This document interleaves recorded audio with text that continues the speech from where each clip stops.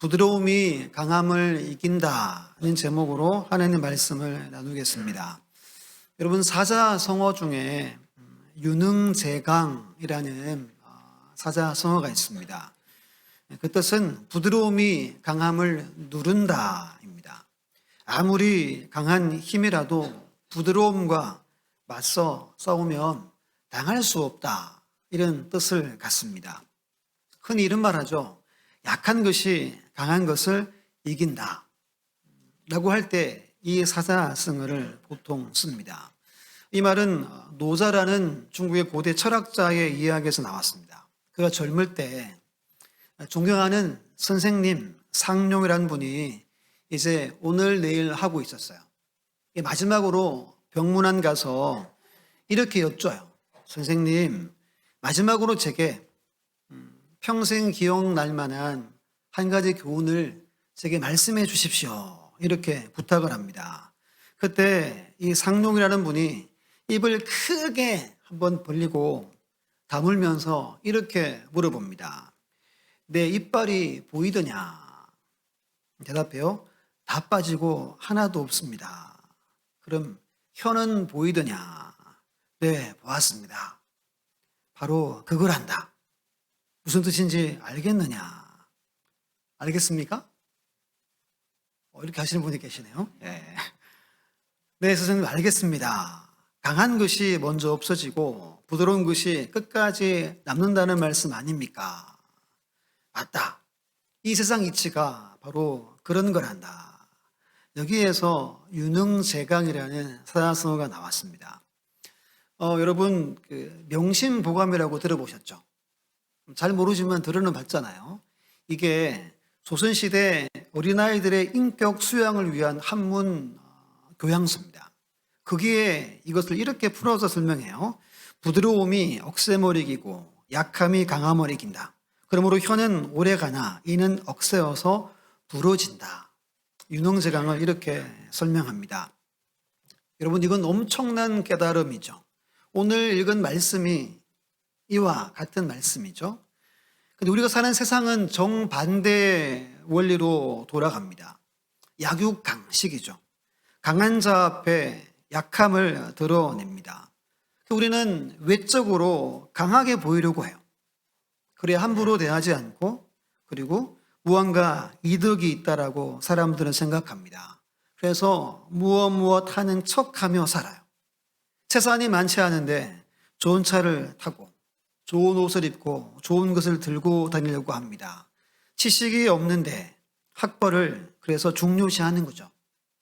또 안타까운 건 믿음이 없어도 믿음이 있는 척 외식하며 교회를 다니기도 합니다. 그래야 무시당하지 않고 존경받는다는 생각이 세상이나 우리 교회 안에서도 있는 것 같아요. 이걸 여러분 외적 강함 또는 외강이라고 부릅니다. 그러면 단기자간에 유익이 있어요. 이런 말이 있죠. 왕자는 왕자병에 걸리지 않는다. 누가 왕자병 걸려요? 왕자 아닌 사람이. 공주는 공주병에 안 걸려요. 누가 걸려요? 여러분들이? 여러분, 내 내면은 약한데 겉만 화려하게 치장하면 우리의 속이 황폐화된대요. 겉은 화려한데 사막처럼 된대요. 마치 회칠한 무덤처럼 되어버린대요. 근데 오늘 예수 그리스도를 믿는 우리들도 이렇게 살아갈 때가 많다는 겁니다. 여러분, 고수와 하수의 차이가 있습니다. 예수님이 잡히실 때 예수님은 침착하셨죠. 예수님은 호들갑 안 떨었어요. 근데 하수인 베드로는 어땠어요? 난리 났죠. 칼 뺏어가지고 귀 자르고. 이게 고수와 하수의 차이입니다. 고수는 늘 평온합니다. 한결같은 삶을 삽니다.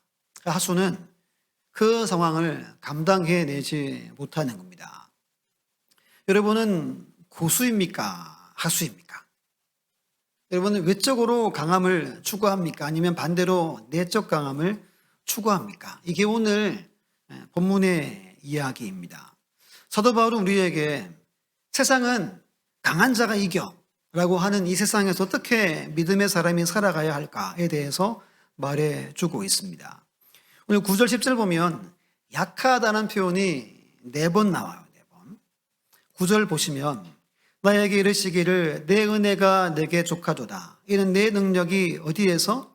약한 데서 온전하여 짐이라.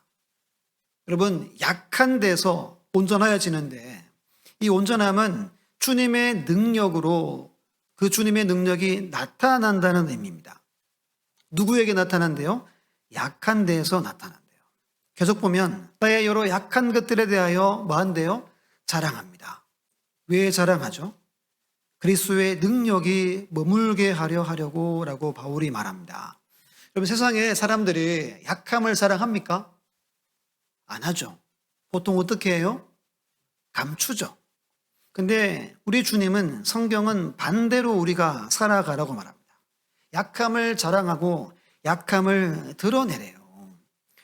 이따 집에 가셔서 12장 1절부터 읽어보세요. 바울이 앞에서 자기가 신비한 것들을 보고 놀라운 것들을 경험했대요. 그것은 자랑하지 않는데요. 자기의 연약한 것, 자기의 부족한 것만 자랑한대요. 그때 우리 주님의 능력이 자기에게 머무른다는 거예요. 10절의 끝에도 말하죠. 내가 약한 그때 강함이라. 정리하면 뭐예요? 여러분, 약할 때 우리가 온전케 됩니다. 약할 때 우리가 강하게 됩니다. 약함을 고백할 때 주님의 능력이 주의 은혜가 내게 임하여서 내가 강한 자로 살아갈 수 있다는 거예요. 그래서 바울이 주의를 감당한 겁니다. 여러분, 우리에게 중요한 것은 그러면 무엇입니까? 주님의 능력이 내게 머물러 있는 거죠. 그러기 위해서는 약함을 인정하고 고백할 수 있어야 한다는 겁니다. 화면을 보고 말씀 2곳을 제가 한번 읽어볼게요. 첫 번째 로마서 7장 말씀인데요. 내가 원하는 바 손은 행하지 아니하고 도리어 원하지 아니하는 바 악을 행하는도다. 오로 나는 공고하는 사람이로다. 이 사망의 몸에서 누가 나를 건져내랴. 그런즉 내 자신이 마음으로는 하나님의 법을 육신으로는 죄의 법을 섬기노라. 이 로마서 말씀이에요. 한 말씀 보면 디모데전서 1장 말씀입니다. 죄인 중에 내가 괴순이라. 여러분, 오늘 고린도 후서 말씀이 주후 56년에 기록됐어요. 그 1년 후에 로마서가 기록되고 그리고 조금 더 시간이 지나서 64년에 디모데전서가 기록됩니다. 분명 56년에 약할 때 강함됨을 깨달았어요, 바울이. 그런데 로마서를 기록할 때, 디모데전서를 기록할 때 여전히 자기가 죄인 중에 괴수라고 여전히 내적으로 외적으로 다툼이 있다라고 고백합니다. 깨닫긴 했지만 삶에 어떻게 살았다는 거예요? 늘 내가 강함을 드러낼 것인가? 내가 약함을 주장하고 주의 능력으로 살 것인가? 이 문제에 대해서 계속해서 내부에서 안에서 싸웠다는 거예요. 평생을 싸웠다는 겁니다. 죄인 중에 괴수다라는 말의 표현이 현재 진행형입니다. 계속해서 거하라는 뜻이에요. 옛날부터 지금까지 늘 죄인 중에 괴수라는 표현입니다. 여러분, 바울은 자신의 약함을 인정하는 삶인지 아니면 내가 내 능력을 나타내는 삶인지에 대해서 계속 싸웠어요. 우리에게도 이 싸움이 반드시 있어야 합니다. 세상은 말합니다. 강한 척 해라. 그래야 무시 안 당하고 인정받고 존경받을 거야. 근데 하나님은 오늘 성경 말씀은 우리에게 그렇게 결코 말씀하지 않습니다. 하나님의 능력, 은혜가 머물 때 온전케 되고 진정으로 저와 여러분이 강한 자로 세워지게 된다는 겁니다. 그럼 그때가 언제냐면 내가 약할 때, 여러분들이 연약할 때, 이것을 인정할 때, 사람들에게 저 약합니다. 저 또 넘어졌습니다. 라고 할 때입니다. 그럴 때 오늘 제목처럼 부드러움이 강한 것들을 이기게 되는 하나님의 은혜가 우리에게 부어진다는 겁니다. 이것을 외유내강의 신앙이라고 말합니다. 설교 준비하다가 찾은 건데요. 한번 보시면 외유내강의 신앙이란 그 다음이에요. 잘 보세요. 겉으로는 부드러워 보이고 순하게 보이되 속은 어때요? 강직하고 굳세다. 밑에 거 같이 읽어볼게요. 시작. 겸손하되 자부심을 잃지 않고 거칠해하지 않는 신앙입니다. 겉은 촉촉하고 부드럽대요. 보이고 순하게 보이지만 속은 아주 견고하다는 거예요. 겸손하지만 자부심이 늘 있고 그리고 거칠애로 살지 않는 것이 오늘 본문의 말씀이고 이것이 외유내강의 신앙입니다. 그 다음 보여주시면 반대로 이렇게 말해요.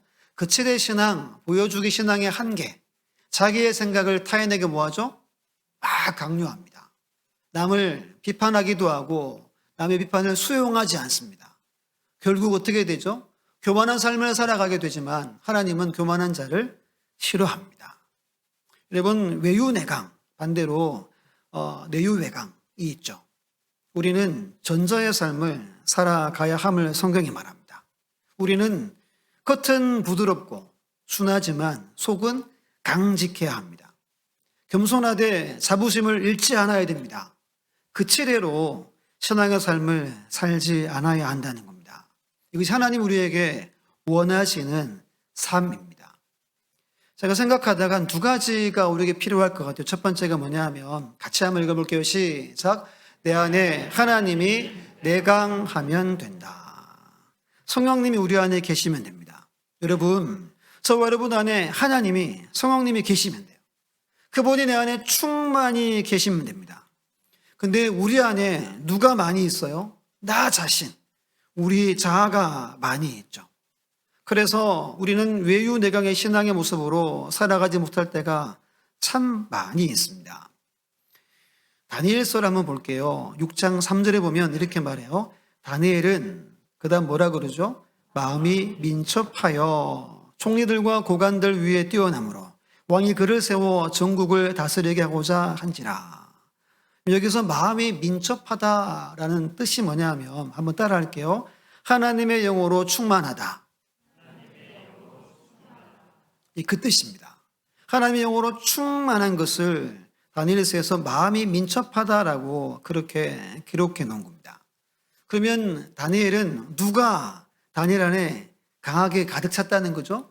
하나님이, 성령님이 다니엘 안에 강하게 역사했다는 거예요. 우리 잘 알죠? 어릴 때부터 어땠어요? 그랬죠. 어릴 때부터 하나님이 강하게 차 있었어요. 일평생 노년의 일까지 다니엘 안에 하나님이 내강하고 계셨어요. 그래서 외유했던 거예요. 하수처럼 안 살았어요. 고수답게 살았어요. 두려워하지 않고 사자굴에 떨어졌을 때도 뒷짐지고 하늘 바라보고 호들갑 떨지 않았어요. 누구처럼? 베드로처럼 그렇게 하지 않았습니다. 이를 바울이 이렇게 고백해요. 우리 에베소 3장 16절 같이 읽어볼게요. 시작. 그의 영광의 풍성함을 따라 그의 성령으로 말미암아 너희 속사람을 능력으로 간근하게 하시오며. 아멘. 에베소 교회를 위한 기도의 제목입니다. 바울이 뭘 기도해요? 하나님의 영광이 임하고 성령이 그들에게 임해서 그들의 속사람이 능력으로 강건케 되기를 기도합니다. 이 기도가 우리의 기도여야 해요. 하나님 아버지의 영으로 내 속사람을 능력으로 어떻게 해달라고요? 강건케 하옵소서. 날마다 부르짖어야 됩니다. 그때 하나님이 우리 안에 강하게 내강하심을 믿으시기를 간절히 부탁을 드립니다. 두 번째 함께 읽어볼게요. 두 번째 있습니다. 시작. 두 번째 없어요? 네. 내 안에 하나님의 말씀이 내강하면 된다입니다. 뭐가 내강한다고요? 하나님의 말씀입니다. 첫 번째는 하나님이 우리 안에 가득해야 되고, 그리고 두 번째는 하나님의 말씀이 우리 안에 가득해야 됩니다. 요수아 1장 8절로 9절을 제가 한번 읽어볼게요. 이 율법책을 내 입에서 떠나지 말게 하며 주야로 그것을 묵상하여 그 안에 기록된 대로 다 지켜 행하라. 그러면 네 길이 평탄하게 될 것이며 내가 형통하리라. 내가 내게 명령한 것이 아니냐. 강하고 담대하라. 두려워하지 말며 놀라지 말라. 내가 어디로 가든지 내 하나님 여호와가 너와 함께하느니라 하시니라. 아멘. 성경에서 여러분 하나님이 찾아와서 강하고 담대하라. 놀라지 말라. 라고 할 때는 그 말씀을 받는 대상이 두려워할 때예요. 무서워하고 공포에 질려 있을 때입니다. 이때가 언제죠? 출애굽을 인도한 모세가 죽었어요. 여호수아가 그 일을 대신할 때입니다. 벌벌 떨고 있었어요. 하나님 나타나서 너 강하고 담대하라 라고 말씀하시면서 이렇게 말합니다. 하나님의 말씀을 입에서 떠나지 말게 해라. 하나님의 말씀을 주야로 묵상해야 한다. 하나님의 말씀을 다 지켜라. 전부 지켜라. 라고 세 가지를 말해요. 잘 기억하세요. 내 입에서 주의 말씀이 떠나지 말게 하는 겁니다. 이건 소리내어 읽는 걸 말해요. 히브리 사람들은 소리내어서 읽는 것을 읽는다 그랬어요. 그러니까 읽기도 하고 귀로 듣는 거죠. 이걸 그들은 읽는 것이다 라고 말했습니다. 이것을 주야로 밤낮으로 묵상합니다. 그리고 내가 할 수 있는 것 최선을 다해서 말씀을 지켰다는 거예요. 이것이 하나님의 약속입니다. 그때 어떻게 하신대요? 내 하나님 여호와가 너와 함께 한다라고 말하죠. 네 길이 평탄하고 내가 형통할 것이다 라고 약속합니다. 여러분 이 말씀대로 여호수아는 쉽진 않았지만 평탄했고 하나님의 뜻을 다 이루어 주께 영광 돌렸습니다. 언제 이게 가능했어요? 하나님의 말씀이 내 입술과 내 영혼과 내 삶에 나타날 때라는 겁니다. 우리가 강해지는 방법은 이 두 가지예요. 하나님이 내 안에 계시고 하나님의 말씀이 내 안에 있을 때입니다. 우리 화면을 보고 잠언 3장 5절 6절 같이 한번 읽어볼게요. 시작. 너는 마음을 다하여 여호와를 신뢰하고 내 명철을 의지하지 말라. 너는 범사의 그를 인정하라. 그래야면 내 길을 지도하시리라. 아멘. 여러분 예수 믿으면 우리 안에 하나님이 계시고 말씀이 내 안에 있음을 믿어요. 믿으시죠? 근데 중요한 게 뭐냐면 우리가 얼만큼 신뢰하느냐, 얼만큼 의지하느냐에 달려 있는 겁니다. 바울도 계속 싸웠다 그랬잖아요. 계속 싸웠어요. 자기의 명철, 자기의 능력, 주의 능력 이 사이에서 계속 싸웠다는 겁니다. 우리에게도 하나님이 오늘 이 시간 우리에게 질문합니다. 너는 내 명철 의지하며 살 것이냐? 아니면 나만 신뢰하고 내가 너 안에 있고 내 말이 너의 안에 있는데 너 어떻게 살 것이냐? 라고 우리에게 질문하고 계신 겁니다. 우리는 결단해야 돼요. 하나님은 누구의 길을 지도하시죠? 범사에 하나님을 인정하는 자의 길을 지도하심을 우리는 기억해야 합니다. 그렇게 살아가는 자가 오늘 부드러움이 강함을 이기는 믿음의 사람이에요. 외유내강의 믿음의 삶을 살아가는 자임을 우리는 꼭 기억해야 합니다. 우리는 겉은 부드럽고 속은 단단하고 겸손하지만 자부심을 잃지 않고 거칠해하지 않는 신앙의 삶을 살아가는 우리 모두가 다 되시기를 예수님의 이름으로 축원합니다. 그러면 지금부터 잘 들으셔야 됩니다. 하나님이 내 안에 계시고 말씀이 내 안에 있으려면 두 가지를 성경에서 하래요. 첫 번째, 하나님을 만나야 된대요. 하나님을 경험해야 된대요. 예를 들면 모세가 바로의 딸의 양자가 되죠. 왕궁에서 자란 모세는 자신감이 넘쳤습니다. 자기의 생각과 계획대로 모든 것이 순탄하게 될 줄 확신했어요. 철저히 자신을 믿었어요. 자기 뜻이 늘 옳았어요. 그런데 어떻게 되죠? 실상은 그렇게 되지 않았죠. 아무것도 이루지 못하고 도망자 신세가 됩니다. 40년을 광야에서 양치기로 보냅니다. 생각해 보세요. 40년 얼마나 괴로웠겠습니까? 가장 강한 나라의 왕자였습니다. 비참하게 40년을 보내는 어느 날 하나님이 찾아오시죠. 모세야, 모세야. 내가 선 곳은 거룩한 땅이니 내 발에서 신을 벗어라. 그 다음에 이렇게 말합니다. 나는 내 조상의 하나님, 아브라함의 하나님, 이삭의 하나님, 야곱의 하나님이니라. 하나님을 만납니다. 인생이 이때부터 여러분 인생이 바꿔집니다. 이 인생이 변화됩니다. 어떻게 변화됩니까? 자기 계획이 아니라 하나님의 계획으로 삽니다. 자기의 능력이 아니라 하나님의 능력으로 삽니다. 자기를 의지했던 그가 하나님만 의지합니다. 40년 지도 생활을 보내면서 민수기에서 자기를 일컬어 이렇게 기록합니다. 이 사람 모세는 온유함이 지면의 모든 사람보다 더했다라고 말합니다. 자기가 기록한 성경이 있잖아요. 이런 거예요. 나는 하나님을 만나서 변화된 사람이라는 겁니다. 직접 하나님 말씀을 받죠. 그리고 모세오경을 기록합니다. 그리고 얼굴에서 뭐가 났어요? 빛이 났죠. 광채가 났어요. 여러분, 얼굴에 빛이 나는 사람들은 하나님이 계시고 말씀이 충만할 때인 거예요. 모세가 그렇게 변화되었습니다. 제 아들 또한 마찬가지죠. 십자가 앞에 다 도망쳤지만 오순절 성령을 경험한 후에 그들의 삶이 완전히 변화되었습니다. 속사람이 강건케 된 것입니다. 그럼 국내 선교지 중에 신안군 증도라는 곳이 있습니다. 2019년도에 교회에서 1박 2일로 그 지역을 순례했던 기억이 있습니다. 참 좋았어요. 그래서 저희들도 한번 갔으면 좋겠다 이런 생각이 이번에 조금 들었습니다. 그곳에 가면 문중경 전도사 순교 기념관이 있습니다. 아주 잘 지어졌어요. 숙박시설도 있고 거기서 하루를 성들과 함께 같이 묵었습니다. 여러분, 문중경 전사님은 17살 때 시집을 갔어요. 가보니까 남편에 여자가 있는 거예요. 17부터 생과부로 평생 삽니다.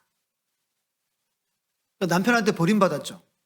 근데 시부모를 20년 정도를 삭바느질하면서 몹십니다.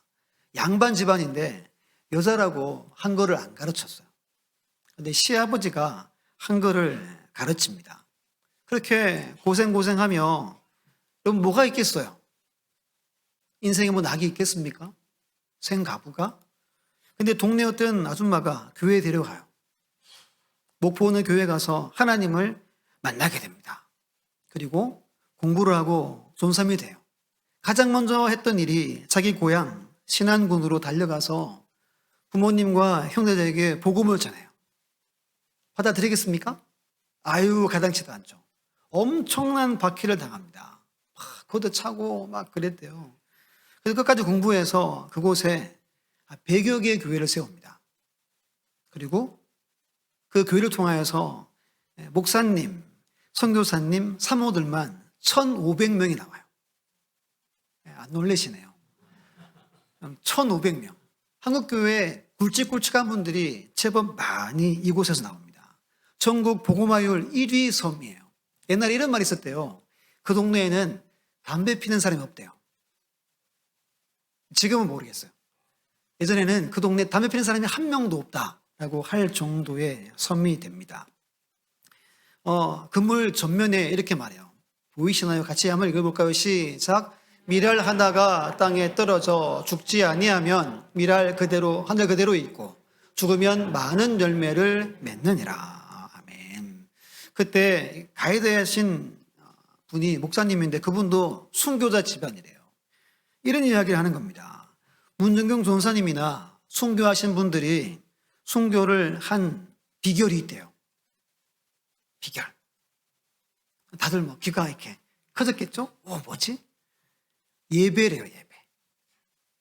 이렇게 주보도 실었는데 이렇게 말합니다. 하루에 3번 예배를 드리라고 말합니다. 한 번은 말씀, 찬송, 기도로 일반적인 형식으로 예배 드리고 나머지 2번은 일상에서 하나님을 만나는 시간을 가져보라고 강하게 권면했어요. 이것이 습관화되면 몸에 배어지면 언제나 하나님을 만나게 되고 언제나 승리의 삶을 살 수 있다는 겁니다. 마지막 사진 보여주시면 다 퍼왔고 이건 제가 찍은 거예요. 저 뒤에 보면 섬인데 한반도형이에요. 키가 좀 더 컸으면 더 잘 보일 텐데 고기 앞에 사진 아래에 바위가 하나 있어요. 거기서 늘 기도한 자리가 저 자리입니다. 잠언 이런 말씀이 있죠. 나를 사랑하는 자들이 너의 사랑을 입으며, 따라합니다. 나를 간절히 찾는 자가 나를 만날 것이니라. 여러분, 하나님을 만나는 은혜가 이미 우리에게 부어졌어요. 더 하나님을 자주 만나고 깊이 만나는 방법은 간절히 하나님을 찾는 겁니다. 여러분, 예배가 뭐죠? 하나님을 만나는 시간이죠. 이 시간 우리가 예배드립니다. 하나님이 이 자리에 임재하세요. 여러분들 가운데 성령으로 기름 부어주시기를 원하시는 분이 하나님이죠. 말씀으로 우리를 사로잡아 주시는 분이 하나님입니다. 우리가 매주 예배 드릴 때 하나님 만나면 우리의 인생은 변화되는 겁니다. 내 안에 하나님이 강하게 역사하는 거예요. 부드럽지만 강한 삶을 살게 되는 겁니다. 이 삶을 살아갈 수 있는 우리 모두가 다 되시기를 간절히 예수님의 이름으로 축원합니다. 두 번째는 고난에 참여해야 합니다. 항상 참여하라고 성경에 말해요. 성경 보고 오늘 본문 위에 7절, 8절 있죠. 같이 한번 성경 보고 있습니다. 시작. 여러 계시를 받은 것이 지극히 크므로 너무 자만하지 않게 하시려고 내 육체에 가시 곧 사탄의 사자를 주셨으니 이는 나를 쳐서 너무 자만하지 않게 하려 하심이라. 이것이 내게서 떠나가게 하기를 위하여 내가 3번 죽게 간구하였더니. 아멘. 우리 잘 아는 것처럼 바울이 육신에 가시가 있었죠.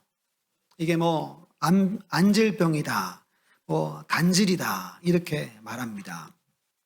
오늘 3번이나 간절히 간구했대요. 얼마나 힘들었으면 육체에 가시 곧 사탄의 사자라고 그래요. 너무너무 힘들고 어려웠다는 겁니다. 그런데 이 말씀 7절 말씀이 무슨 말씀이죠? 너무 자만하지 않게 하시려고. 이는 나를 쳐서 너무 자만하지 않게 하려 하심이라. 최종 깨달은 게 뭐래요? 앞에서 하나님을 보고 왔어요. 3층 층을 경험하고 왔어요. 신비한 것을 경험하고 왔어요. 그런데 아무리 기도해도 자기 육체의 질병을 못 고치는 거예요. 그리고 깨달은 것이 뭐냐 하면 자만하지 않게 하려고 나를 붙들고 계시는구나 라는 사실을 바울이 깨닫습니다. 평생 고난 가운데 살았다는 거예요. 그 다음 이야기가 오늘 본문입니다. 우리가 온전케 되고 주의 능력이 우리에게 있는 것, 우리가 고난 가운데 있을 때라고 우리에게 말해주고 있는 겁니다. 우리 앞에 고린도후서 4장 말씀을 찾아볼게요. 고린도후서 4장 찾습니다. 제가 최근에 아마 3번, 4번째 말씀을 드리는 거예요. 7절로 11절 꼭 표시해 놓으시고 많이 읽으시길 바랍니다. 계속 이 말씀이 제게는 계속 말씀하세요. 우리 7절로 11절 한 목소리 있습니다. 시작. 우리가 이 보배를 질그릇에 가졌으니 이는 심히 큰 능력은 하나님께 있고 우리에게 있지 아니함을 알게 하려 함이라. 우리가 사방으로 우겨싸움을 당하여도 쌓이지 아니하며 답답한 일을 당하여도 낙심하지 아니하며 박해를 받아도 버림바 되지 아니하며 거꾸로 뜨림을 당하여도 망하지도 아니하고 우리가 항상 예수의 죽음을 몸에 짊어짐은 예수의 생명이 또한 우리 몸에 나타나게 하려 함이라. 우리 살아있는 자가 항상 예수를 위하여 죽음에 넘겨짐은 예수의 생명이 또한 우리의 죽음을 육체에 나타나게 하려 함이라. 아멘. 우리는 질그릇이라고 말합니다. 우리는 잘 깨지기 쉽다는 거예요, 질그릇은. 근데 우리 안에 보배이신 주님, 하나님이 계신대요. 거기에서 심히 큰 능력이 나타난대요. 그래서 고난도 이겨내고 환난도 이겨내고 박해도 견디는 겁니다. 그러면서 10절, 11절에 이렇게 말해요. 우리가 항상 예수의 죽음을 몸에 짊어짐은 그 다음에 중요한 거예요. 무엇이? 예수의 생명이 내 몸에 나타나게 하려 합니다. 우리의 살아있는 자가 항상 예수를 위하여 죽음에 넘겨짐은 또 나오죠. 예수의 생명이 우리 죽을 육체에 나타내게 하려 함이라. 여러분, 고난 가운데 있지 않으면 예수의 생명이 나타나지 않는데요. 이 말씀이 계속 제게 많이 옵니다. 한번 제가 새벽에 나눴던 말씀이잖아요. 오늘 새벽 드린 분들은 아마 세 번, 네 번째 제가 강조함을 아마 아실 거예요. 세상에서 가장 강력한 능력이 뭔지 아십니까? 예수의 생명입니다. 예수의 생명 앞에 서면 누구도 다 굳건해져요. 누구도 자복하고 울부짖고 회심합니다. 하나님을 만납니다. 무엇 앞에? 예수의 생명 앞에 서면. 근데 그 예수의 생명이 우리 몸에서 나타나야 하는데 그 비결은 한 가지밖에 없대요, 여러분.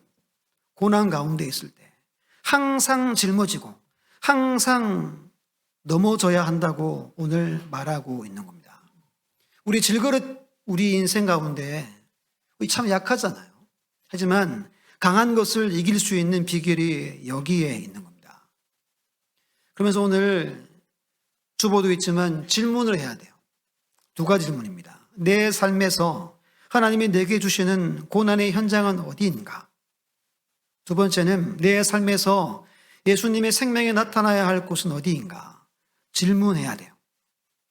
문중현 종사님은 질문했겠죠. 어디예요? 자기 고향. 핍박하고 아무도 믿지 않는 그 땅이었어요. 그곳에 뼈를 묻습니다. 마지막에 순교당하는데 우리나라 최초의 개신교 순교자래요. 여성으로. 신사 참배하지 않아서 옥고를 치러요. 그리고 얼마 있다가 6.25가 터지죠. 잡혔다가 풀렸는데 교회를 돌아본다고 들어갔다가 마지막에 인민군에게 잡혀가지고 죽창으로 찌르고 확인으로 목구멍에 총을 쐈어요. 그렇게 순교했어요. 안 가도 되는데 다 들어가지 말라 그랬어요. 가지 마세요, 조은사님. 근데 들어갑니다. 그래서 돌아가신 거예요. 그곳에 엄청난 일이 있죠. 1,500명의 사역자가 나왔어요. 야, 이런 일이 전 세계적으로 있겠습니까? 없겠죠. 찾아간 거예요. 고난의 현장에. 그곳에 예수의 생명이 나타나는 겁니다. 여러분, 우리가 내적으로 강하고 외적으로 부드러운 삶을 살려면 하나님이, 주님이 내 안에 예수의 생명이 우리 안에서 나타나야 돼요. 그래야 여러분 말하지 않아도 여러분이 가 있으면 사람들이 깨닫고 사람들이 회개하고 사람들이 변화되는 거죠. 우리 이 삶을 우리로 살아가라고 오늘 말하고 있는 겁니다. 우리는 부드러움이 강한 것을 이긴다는 믿음으로 살아가는 하나님의 백성입니다. 날마다 하나님을 만나야 돼요. 날마다 경험해야 됩니다. 날마다 예수의 생명이 고난 가운데 나타나야 돼요. 고난 당하려면 어떻게 해야 되죠? 나가서 예수 믿으세요만 하면 돼요. 그럼 저절로 고난 받을 겁니다. 아무 생각해도 이거밖에 없더라고요. 오늘날 고난 받는 방법은 예수 믿으세요. 예수 믿으세요. 하는 거예요. 그때 능력이 나타난대요. 아무리 생각 이거밖에 없어요. 우리가 정말 해야 할 일은 이겁니다. 오늘 말씀을 꼭 기억하시고 정말 외유내강의 신앙, 강한 자로 승리하시기를 예수님의 이름으로 축원합니다.